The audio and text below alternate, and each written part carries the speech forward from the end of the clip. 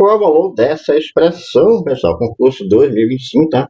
Para auxiliar em serviços gerais. Colchete, né? Temos colchete, adição, parêntese, multiplicação. Tá? Esse sinal aqui, um asterisco, indica multiplicação, tá? Tem parênteses, faz logo ele. Repete aqui o colchete. 6 mais 3 vezes 7, ó. 3 vezes 7 é 21. Repete o menos 12. Fecha, repete mais 3. Eliminando parênteses, agora vem um colchete, né? Dentro do colchete só tem subtração e adição, tanto faz, tá? Que logo, 6 mais 21, 27. Roda comigo, concorda.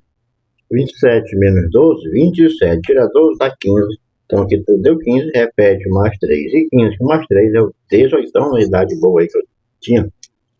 Letra B. E aí, você acertou? Fez diferente? Chegou ao mesmo resultado? Deixe nos comentários, curte, comente, compartilha. Até mais, pessoal.